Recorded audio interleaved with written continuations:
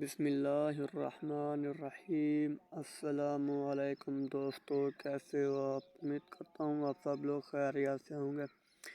آج کا جو واقعہ ہے وہ ہے نمازی اور شیطان کا۔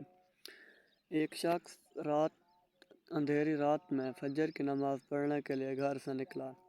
اندھیرے کی وجہ سے اسے ٹھوکر لگ گئی اور وہ منہ کے بل کیچڑ میں گر گیا۔ کیچڑ سے اٹھ کر وہ گھر واپس آیا اور لباس تبدیل کر کے دوبارہ مسجد کی طرف چل دیا۔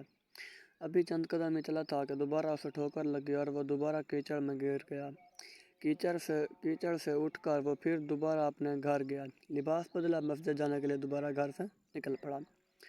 جیسے وہ اپنے گھر سے باہر نکلا تو اس کے دروازے پر اسے ایک شخص ملا جو اپنے ہاتھ میں روشن چراغ تھامے ہوئے تھے۔ چراغ والا شخص چپ چاپ نمازی کے آگے مسجد کی طرف چل دیا۔ اس مرتبہ چراغ کی روشنی میں نمازی کو مسجد تک پہنچنے میں کسی قسم کی دشواری کا سامنا نہیں کرنا پڑا۔ وہ خیریت سے مسجد پہنچ گیا۔ مسجد کے دروازے پر پہنچ کر چراغ والا شخص رک گیا۔ نمازی وہ چھوڑ کر مسجد داخل ہو گیا اور نماز ادا کرنے لگا۔ نماز سے فارغ ہو کر وہ مسجد کے باہر آیا تو وہ چراغ والا شخص اس کا انتظار کر رہا تھا تاکہ اس نمازی کو چراغ کی روشنی میں گھر چھوڑ آئے۔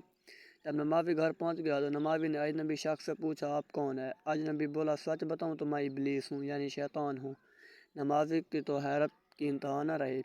اس اجنبی کی یہ بات سن کر نمازی سوچنے لگا، ابلیس شیطان کیسے مجھے مسجد تک چھوڑ سکتا ہے؟ اس کا کام تو لوگوں کو بہکانا ہے، گمراہ کرنا ہے، اللہ کی نافرمانی کرانا ہے۔ تو اس شخص نے بڑی حیرت کے ساتھ ابلیس سے پوچھا، تجھے میری نماز رہ جانے پہ خوش ہونا چاہیے تھا، مگر تم تو چراغ کی روشنی میں مجھے مسجد تک چھوڑنے آئے۔ ابلیس نے جواب دیا، جب تمہیں پہلی ٹھوکر لگی تو تم لباس تبدیل کر کے مسجد کی طرف پلٹے تو اللہ تعالیٰ نے تیرے سارے گناہ معاف فرما دیے۔ جب تمہیں ٹھوکر لگی تو اللہ نے تمہارے پورے خاندان کو بخش دیا، جس پر مجھے فکر ہوئی کہ اگر اب تمہیں ٹھوکر لگ گئی تو اللہ کہیں تمہارے اس عمل کی بدولت تمہارے سارے گاؤں کی مغفرت نہ فرما دے، اس لیے میں چراغ لے آیا ہوں کہ تم بغیر گرے مسجد تک پہنچ جاؤ۔ اس شخص نے جیسے یہ بات سنی تو اس نے اللہ تعالیٰ کی بارگاہ میں اپنا سر جھکا کر اللہ کا شکر ادا کیا۔